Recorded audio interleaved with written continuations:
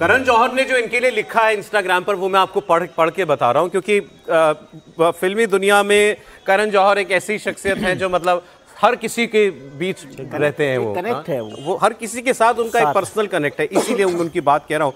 अब उन्होंने बहुत सही शब्दों में बताया धर्मेंद्र जी क्या थे, सिनेमा जगत के लिए धर्मेंद्र जी क्या थे। पहले तो उन्होंने कहा it is an end of an era, एक युग का अंत है।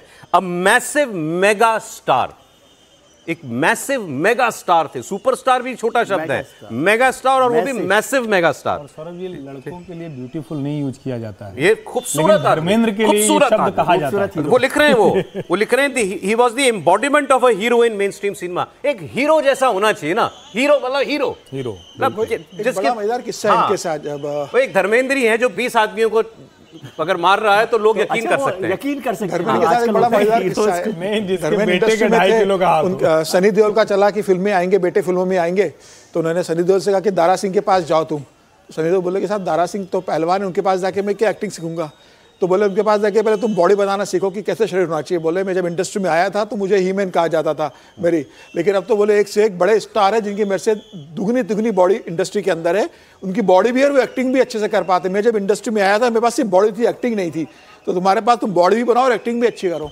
और जब चुनाव पहला लड़ाई उन्होंने 2004 से 2009 तक बीकानेर से सांसद थे ये, तो इनको बड़ी इच्छा थी कि मैं सांसद के रूप में सुनील दत्त के रूप जैसा सांसद बनूं, जैसा सुनील दत्त अपने क्षेत्र में करते थे।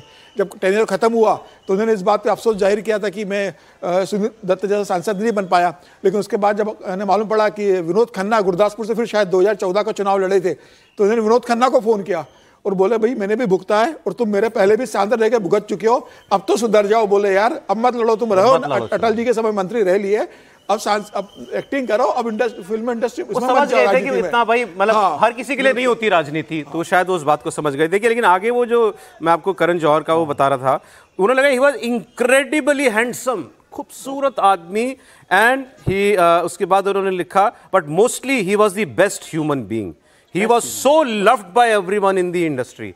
वही बात जो आप लोग भी कह रहे थे ना, प्यार था, वो कह रहा हूँ जिंदा दिली उनकी। अभी जब एक फिल्म आई थी, अभी मैं हर्ष जी के साथ भी जिक्र कर रहा था, तो मैं दिल्ली में उनके साथ मुलाकात की थी। वो फैमिली ने एक फिल्म बनाई थी जो फिल्म फ्लॉप हो गई थी, तब भी वो उसी अंदाज में बोला ये तो फिल्म का जो इंडस्ट्री में लोग हैं वो फिल्म का फ्लॉप होना और ये होना, जिंदगी फ्लॉप नहीं होनी चाहिए। वीडियोस डालते थे, अभी बता रहे थे ना हमारे सहयोगी, से बोला ना जिंदगी फ्लॉप नहीं होनी चाहिए। फार्म हाउस में रहते थे ज्यादातर दिन जो हैं, ये पिछले 10-1 वर्ष से तो मैं देख ही रहा हूँ, फार्म हाउस में बहुत वक्त बिताते थे और क्या वीडियोस बनाते थे वहां से लोगों के लिए, वीडियो अपलोड करते थे कि कभी ये देखो मेरे खेत की ये सब्जियां हैं, ये मेरे खेत के ये टमाटर हैं। अच्छे इंसान थे। क्या रसोईया था, उसकी बेटी की शादी का चल रहा था, तो धर्मेंद्र से पूछा कि क्या हुआ शादी का, तो रिश्ता, बोले अच्छे घर देख रहे हैं लेकिन अभी पढ़ा लिखा घर एक देखा है, लेकिन हमारी हैसियत इतनी नहीं है कि वहाँ हमारी शादी पक्की हो सके, बातचीत चल रही है। तो धर्मेंद्र ने पूछा अच्छा कौन है वो, तो उसने बताया, तो बोले कल सुबह मेरे साथ चलना।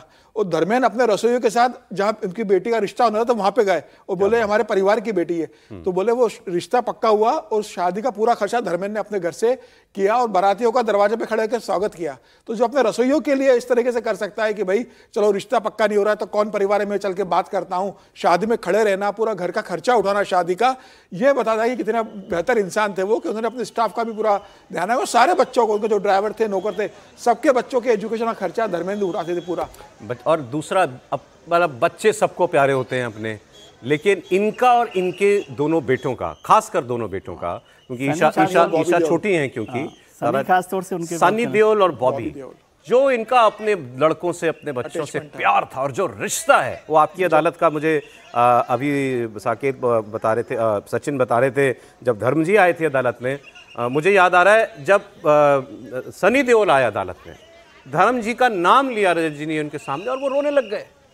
बेटा मतलब अपने पिता को याद करके, मतलब इतना प्यार इनका था, इतना अच्छा जो है दोनों का, जो तीनों का बॉन्ड है। मुझे लगता है एक इसकी चर्चा होनी चाहिए।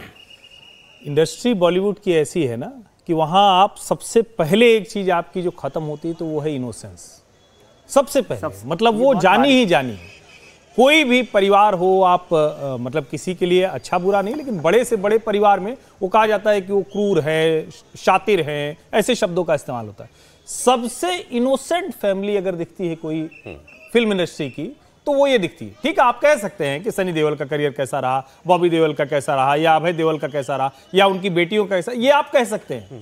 लेकिन जब उस परिवार को आप देखते हैं तो उनके साथ आपको लगता है कि एक मतलब जो मासूमियत है, ये कभी नहीं आया, धर्मेंद्र ने, ये अहंकार आ गया। अहंकार नहीं है, बहुत प्राइवेट फैमिली भी थी, बहुत private family, yes, family family को फैमिली रखा। हाँ, उसको ऐसा नहीं है कि बहुत सार्वजनिक तौर पर बहुत सारी चीजें होती थी, बड़ी प्राइवेट तरीके से इन्होंने अपना जीवन जिया। मुश्किल काम है कि दो फैमिलीज को साथ चलाकर आप एक सामान्य जिंदगी की तरह से जीते रहे, और कोई उनको उस तरह से नहीं गॉसिप की तरह से लिया गया। उसके बावजूद कभी कोई खराब बातें नहीं, कोई खराब बातें कभी, कभी ये बात बिल्कुल सही।